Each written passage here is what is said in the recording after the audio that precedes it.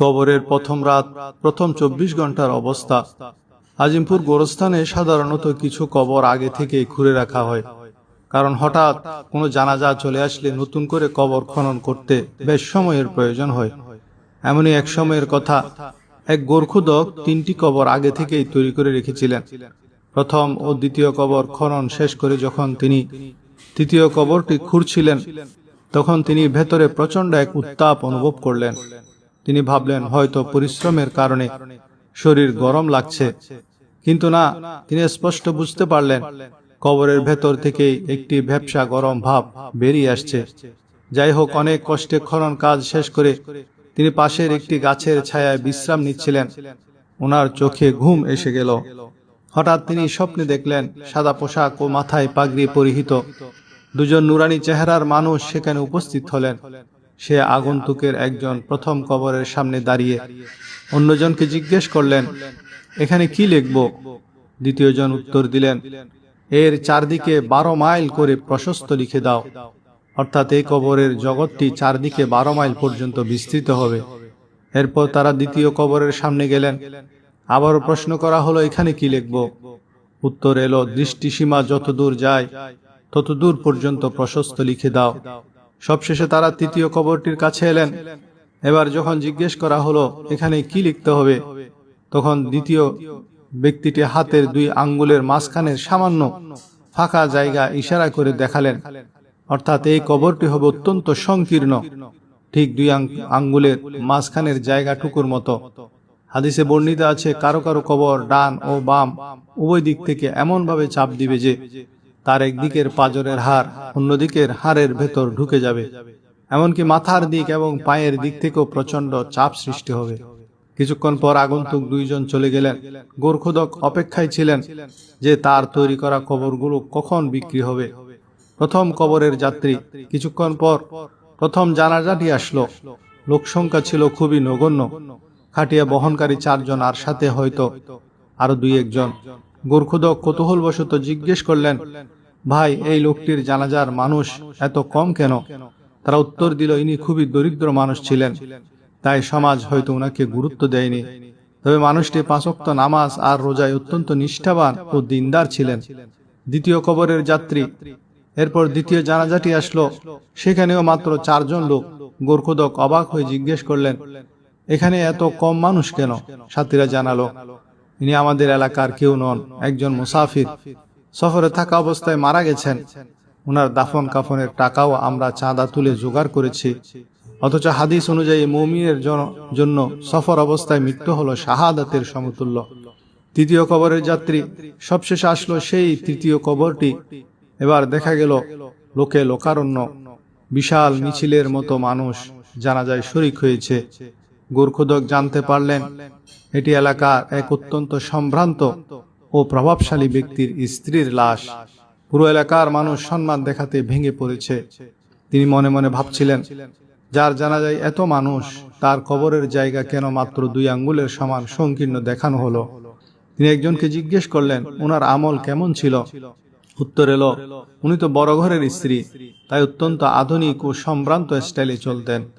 বর্তমানে যাকে আমরা ফ্যাশন বা আধুনিক কালচার বলি, সেই খোলামেলা জীবন যাপনকে তিনি আভিজাত্য মনে করতেন। পরবর্তীতে একজন আল্লাহওয়ালার কাছে গোরখোদক এই চাক্ষুষ অভিজ্ঞতার কথা বর্ণনা করেন। এটি আমাদের জন্য এক বিরাট শিক্ষা যে দুনিয়ার মানুষের ভিড় বা জাকজমক দিয়ে কবরের শান্তি নির্ধারিত হয় না, বরং তা নির্ধারিত হয় মানুষের এখলাস ও নেক আমলের মাধ্যমে। হযরত আলী রাদিয়াল্লাহু তাআলা আনহু বলেন, আমি রাসূলুল্লাহ সাল্লাল্লাহু আলাইহি ওয়াসাল্লামকে বলতে শুনেছি যে মানুষের সবচেয়ে কঠিন রাত হলো কবরের প্রথম রাত, কারণ তার বন্ধু বান্ধব, আত্মীয় স্বজন এবং সন্তানরা তাকে দাফন করে চলে যায়। তখন সে মানুষটি কাঁদতে থাকে। সে প্রতিটি বন্ধুর কাছে গিয়ে তাকে থামানোর চেষ্টা করে, আমাকে ছেড়ে যেও না, কিন্তু আফসোস যে তার আওয়াজ কেউ শুনতে পায় না। ফলে কবরস্থানে সবাই তাকে একা রেখে চলে আসে। তখন তার মুখোমুখি হতে হয় সেই ফেরেশতাদের সাথে যারা তার আমলের আকৃতিতে তার সামনে আসে। এখন তারা কোন আকৃতিতে হবে, ভালো নাকি মন্দ, এই বিষয়ে কেউ কিছু বলতে পারে না। সেই ফেরেশতারা তাকে এই দুনিয়ায় কাটানো জীবন সম্পর্কে প্রশ্ন করবেন। যার উত্তর তার জীবনের আমলের মাঝে বিদ্যমান থাকে যতক্ষণ পর্যন্ত সে শ্বাস নিচ্ছিল। একটি হাদিসে পাকের মর্মার্থ হলো, রাসূলুল্লাহ সাল্লাল্লাহু আলাইহি ওয়াসাল্লাম ইরশাদ করেছেন, তোমরা কবরস্থানে যাও, কারণ কবরস্থান মৃত্যুকে স্মরণ করিয়ে দেয়। নবী করিম সাল্লাল্লাহু আলাইহি ওয়াসাল্লাম বলেছেন যে, আমি আমার রবের কাছে আমার আম্মার কবরে যাওয়ার অনুমতি চেয়েছিলাম, যা আমাকে দেওয়া হয়েছে। সুতরাং তোমরাও কবরস্থানে যাও, এতে দুনিয়ার প্রতি অনাসক্তি তৈরি হয় এবং আখিরাতের কথা মনে পড়ে। হযরত সাইয়েদনা সাঈদ ইবনুল মুসাইয়িব রাদিয়াল্লাহু তাআলা আনহু বলেন, একদা আমরা হযরত আলী আল মুরতুজা কাররামাল্লাহু ওয়াজহাহুল করিমের সাথে মদিনা মুনাওয়ারার কবরস্থানে গেলাম। হযরত আলী কবরবাসীদের সালাম দিলেন এবং বললেন, হে কবরবাসীরা, তোমরা তোমাদের অবস্থা বলবে নাকি আমরা তোমাদের বলবো? হযরত সাঈদ ইবনুল মুসাইয়িব বলেন, আমরা কবর থেকে ওয়ালাইকুম আসসালাম ওয়া রাহমাতুল্লাহি ওয়া বারাকাতুহু আওয়াজ শুনতে পেলাম। কেউ একজন বলছিল, হে আমিরুল মুমিনিন, আপনি খবর দিন যে আমাদের মৃত্যুর পর দুনিয়ায় কি হয়েছে। হযরত আলী রাদিয়াল্লাহু বললেন, শোনো, তোমাদের ধন সম্পদ বন্টন হয়ে গেছে, তোমাদের স্ত্রীরা অন্য বিবাহ করে নিয়েছে, তোমাদের সন্তানরা এতিমের অন্তর্ভুক্ত হয়েছে, এবং যে ঘর তোমরা অনেক মজবুত করে তৈরি করেছিলে সেখানে তোমাদের শত্রুরা বসবাস করছে।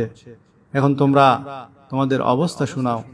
এটি শুনে একটি কবর থেকে আওয়াজ এলো, হে আমিরুল মুমিনিন, আমাদের কাফন ছিঁড়ে গেছে, আমাদের কাফন ছিঁড়ে টুকরো টুকরো হয়ে গেছে, আমাদের চুল ঝরে এলোমেলো হয়ে গেছে, আমাদের চামড়া টুকরো টুকরো হয়ে গেছে, আমাদের চোখ গলে গাল বেয়ে নিচে নেমে এসেছে। আমরা যে নেকামল করেছিলাম তা পেয়েছি, এবং যা কিছু পেছনে ছেড়ে এসেছি তাতে আমাদের লোকসান হয়েছে। যখন মৃতকে কবরে রাখা হয় তখন তার নামাজ তার ডান পাশে এসে দাঁড়িয়ে যায়, রোজা বাম পাশে এসে দাঁড়িয়ে যায়, কোরআন তেলাওয়াত এবং আল্লাহর জিকির মাথার দিকে এসে দাঁড়িয়ে যায়। জামাতের সাথে নামাজ পড়ার জন্য যে পা চলেছে তা পায়ের দিকে দাঁড়িয়ে যায়। ওই সময় কবরের আযাব নিজের ঘাড় বের করে এবং মৃতের কাছে পৌঁছাতে চায়। যদি সে ডান দিক থেকে আসে তবে নামাজ বলে, দূরে সরে যাও, আল্লাহর কসম, এই ব্যক্তি দুনিয়ায় অনেক কষ্ট ও বিপদ সহ্য করেছে, এখন মাত্র শান্তিতে ঘুমিয়েছে। এরপর আযাব বাম দিক থেকে আসতে চায়, তখন রোজা তাকে একইভাবে সরিয়ে দেয়। এরপর সে মাথার দিক থেকে আসে, তখন কোরআন তেলাওয়াত ও জিকির তাকে আটকে দেয়। মোট কথা, আযাব যে দিক থেকে আসতে চায় কোনো রাস্তা পায় না। এর কারণ হলো আল্লাহর এই বান্দা তার দুনিয়ার জীবনে এসব ইবাদত করেছিল, ফলে সেই আযাব অক্ষম ও দুর্বল হয়ে ফিরে যায়। এরপর ধৈর্য যা এক কোণায় দাঁড়িয়েছিল সে ইবাদতগুলোকে বলে, আমি এই অপেক্ষায় ছিলাম যে যদি কোনো দিক থেকে ইবাদত কোনো দুর্বলতা থাকে তবে আমি সেদিক থেকে সাহায্য করব, কিন্তু আলহামদুলিল্লাহ তোমরা মিলে একে প্রতিহত করেছ, তাই এখন আমি আমলের পাল্লায় তার কাজে আসব। কবরে দুইজন ফেরেশতা আসেন যাদের মুনকার নাকির বলা হয়। তাদের চোখ বিদ্যুতের মতো চমকায় এবং আওয়াজ মেঘের গর্জনের মতো। তাদের দাঁত গরুর শিংয়ের মতো বাইরের দিকে বের হয়ে থাকে। তাদের মুখ থেকে আগুনের লেলিহান শিকা বের হয়। দয়া ও কোমলতা তাদের ত্রিসীমানেতেও নেই, কিন্তু কঠোরতার আচরণ তারা মুমিনের সাথে করেন না। যাই হোক, তাদের এমন ভয়াবহ রূপের আতঙ্কই কি কম কিছু? তাদের উভয়ের হাতে একটি বিশাল লোহার হাতুড়ি থাকে, যা যদি সারা দুনিয়ার জিন ও ইনসান মিলে উঠাতে চায় তবে উঠান তো দূরের কথা, নাড়াতেও পারবে না। তারা এসে মৃতকে বলে, বসে পড়ো। মৃত ব্যক্তি এক মুহূর্তে উঠে বসে পড়ে এবং তার কাফন তার মাথা থেকে নিচে সরে যায়। তারা প্রশ্ন করে, তোমার রব কে? তোমার দিন কি? তোমার নবী কে? যদি মৃত ব্যক্তি নেককার হয় তবে সে বলে, আমার রব আল্লাহ, যিনি ওয়াহদাহু লা শারীক, আমার দিন ইসলাম, এবং আমার নবী হযরত মুহাম্মদ মুস্তাফা সাল্লাল্লাহু আলাইহি ওয়াসাল্লাম। এটি শুনে তারা উভয়ে বলে, তুমি সত্য বলেছ।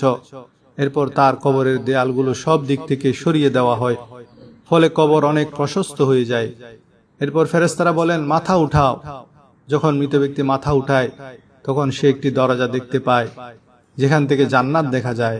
ফেরেশতারা বলেন, হে আল্লাহর বন্ধু, হে আল্লাহর বান্দা, এই জায়গাটি তোমার থাকার জন্য, কারণ তুমি আল্লাহর আনুগত্য ও আদেশ পালন করেছ। হাদিসে পাকে এসেছে, যার মর্মার্থ হলো, রাসূলুল্লাহ সাল্লাল্লাহু আলাইহি ওয়াসাল্লাম ইরশাদ করেছেন, সেই সত্তার কসম যার কবজায় আমার জান রয়েছে, মৃত ব্যক্তি ওই সময় এমন খুশি হয় যা কখনো শেষ হবে না।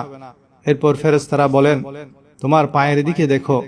যখন সে দেখে তখন সে জাহান্নামের একটি দরজা দেখতে পায়। ফেরেশতারা বলেন, হে আল্লাহর ওলি, হে আল্লাহর বান্দা, তুমি এই দরজা থেকে মুক্তি পেয়ে গেছো। ওই সময় বান্দা পুনরায় এমন আনন্দিত হয় যা কখনো শেষ হবে না। এরপর তার কবরে জান্নাতের 70টি দরজা খুলে দেওয়া হয়, যেখান থেকে ওখানকার শীতল হাওয়া ও সুগন্ধি আসতে থাকে এবং সে কিয়ামত পর্যন্ত এই জান্নাতি আবহাওয়া ও বসন্তে থাকে। সে আত্মার কতই না সৌভাগ্য হবে যার সাথে আল্লাহ তাআলা দয়া ও করুণার আচরণ করবেন। যখন নাফরমান ব্যক্তিকে কবরে রাখা হয় তখন কবর তার জন্য সংকীর্ণ হয়ে যায়, যে তার একদিকের পাঁজরের হাড় অন্যদিকের পাঁজরের হাড়ের ভেতর ঢুকে যায়। তার উপর কালো সাপ চাপিয়ে দেওয়া হয়, যা তার নাক ও পা থেকে কামড়ানো শুরু করে, এমনকি দুই দিকের সাপ মাঝখানে এসে মিলে যায়। এরপর তার সাথে মুনকার নাকির ফেরেশতা কবরে আসে। তারা জিজ্ঞেস করে, তোমার রব কে, তোমার দিন কি, তোমার নবী কে? সে প্রতিটি প্রশ্নের উত্তরে বলে, আমি কিছু জানি না, হা হা লা আদিরি। এর উপর তারা এত জোরে আঘাত করে যে তার চারপাশে কবর আগুনের স্ফুলিঙ্গ ছড়িয়ে পড়ে। এরপর তারা তাকে বলে, উপরে তাকাও। যখন সে উপরের দিকে তাকায় তখন জান্নাতের বাগান ও বসন্ত দেখতে পায়। ফেরেশতারা সেই নাফরমানকে বলে, হে আল্লাহর দুশমন, ও হে আল্লাহর নাফরমান, যদি দুনিয়ায় তুমি আল্লাহর আনুগত্য করতে তবে এটি হতো তোমার ঠিকানা। একটি হাদিসের মর্মার্থ হলো, রাসূলুল্লাহ সাল্লাল্লাহু আলাইহি ওয়াসাল্লাম ইরশাদ করেছেন, সেই সত্তার কসম যার কবজায় আমার জান রয়েছে। ওই সময় তার এমন আক্ষেপ ও আফসোস হয় যে এমন আক্ষেপ আর কখনো হবে না। এরপর তার জন্য দুজকের দরজা খোলা হয় এবং ফেরেশতারা বলেন, হে আল্লাহর দুশমন, এটিই তোমার ঠিকানা, কারণ তুমি আল্লাহর নাফরমানি করেছ। তার কবরে জাহান্নামের 70টি দরজা খুলে দেওয়া হয়, যেখান থেকে কিয়ামত পর্যন্ত গরম হাওয়া ও ধোঁয়া আসতে থাকে। আমরা আজ দামি পোশাক, আধুনিক ফ্যাশন আর আভিজাত্য নিয়ে অহংকার করি, কিন্তু মনে রাখবেন, অন্ধকার কবরে আপনার এই ব্র্যান্ডেড পোশাক পচে গিয়ে মাটির সাথে মিশে যাবে। সেদিন আপনার সাথে থাকবে না আপনার দামি স্মার্টফোন, থাকবে না আপনার বংশের দাপট কিংবা অঢেল সম্পত্তি, থাকবে শুধু আপনার আমল। হয়তো আজকের এই রাতটি আপনার জীবনের শেষ রাত হতে পারে। হয়তো কালকের সূর্য ওঠার আগেই আপনার নামটিও কোনো মসজিদের মাইকে ঘোষিত হবে। তাই আসুন নিজেকে প্রশ্ন করি, আমরা কি সেই দীর্ঘ একাকী সফরের জন্য তৈরি? এই ভিডিওটি আজ আপনার ওয়ালে শুধু একটি ভিডিও হিসেবে নয়, বরং একজন মুমিনের জন্য সতর্ক বার্তা হিসেবে শেয়ার করুন। আপনার একটি শেয়ার যদি একজন মানুষ আল্লাহর পথে ফিরে আসে, তবে কিয়ামতের কঠিন ময়দানে এটিই হতে পারে আপনার নাজাতের ওসিলা। মরণের আগে তওবা করে আল্লাহর পথে ফিরে আসার তৌফিক আমাদের সবার হোক। কমেন্ট বক্সে আল্লাহর চমৎকার 99টি নামের মধ্য থেকে আপনার প্রিয় যে কোনো একটি নাম লিখে যান। দেখা হবে পরের ভিডিওতে। আসসালামু আলাইকুম।